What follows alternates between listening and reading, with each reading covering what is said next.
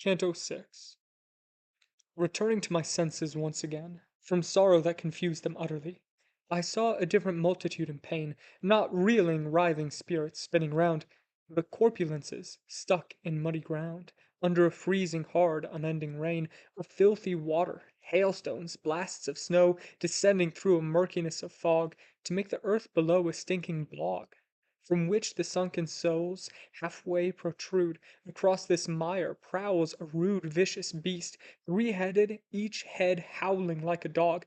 His name is Cerberus, his eyes blood red, black hair and beards befouled by greasy phlegm, his belly gross, each paw with knife-like claws, that stab and rip sinners as they prance upon, who also howling like dogs, they cannot stop, squirming to turn their downside up again, to shield their upside from the dreadful rain. Cerberus, glaring on us, snarled, and showed three pairs of open jaws with dragon fangs, his body twitching, bristling to attack.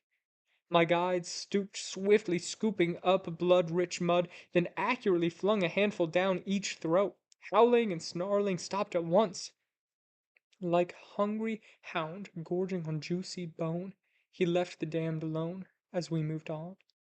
Across the swamp where footsteps often sank down through the groaning ghost to mud below, then one twisting half up beside our way cried out, "Oh, Dante, surely you know me. We met in Florence years before I died."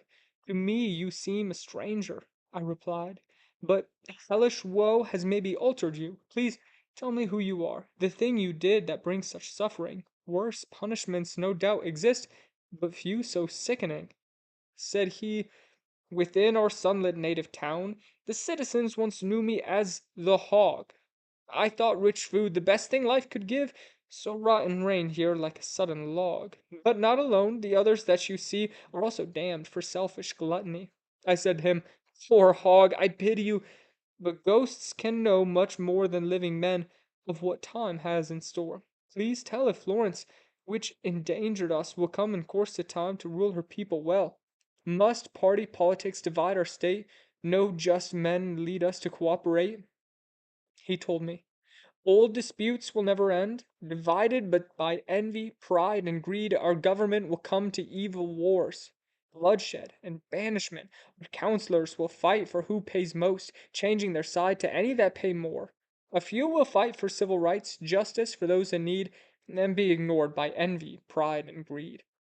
I wept at that, begging, "Tell me about the good men I know and wanted to do well, Origio, Mukasa, and Tahario, Jack, Rotusica, and Fortinata. Where are they now?" "Go deeper in hell," said he. "You'll find them there. All I ask now is this. When you return to Italy, remind the folk that I, the Hog, am here. I'll say no more." His eyes went squint. He fell down flat and blind, speechless as before. My leader said, "He'll hear no other word till the last trumpet summons bodies up to reunite with souls. Then will resound the judge's final word of doom, that word that locks the damned forever in their tomb." We waded slowly outwards through the scum of muddy shadows, sinking fog and rain. Talking a little of the life to come, I asked him, "Master, will these feel their pain harder or lesser or without much change, after that judgment's passed upon the dead?" "Think scientifically," my guide said. "When things are more complete, the more they show and feel. If sensitive, delight or pain, no hint of ease can be within this pit. Body plus soul must feel the opposite." We spoke of other things I don't recall, upon that path which gradually bent round in a circle to the next descent. Here we found Plutos, the enemy of all.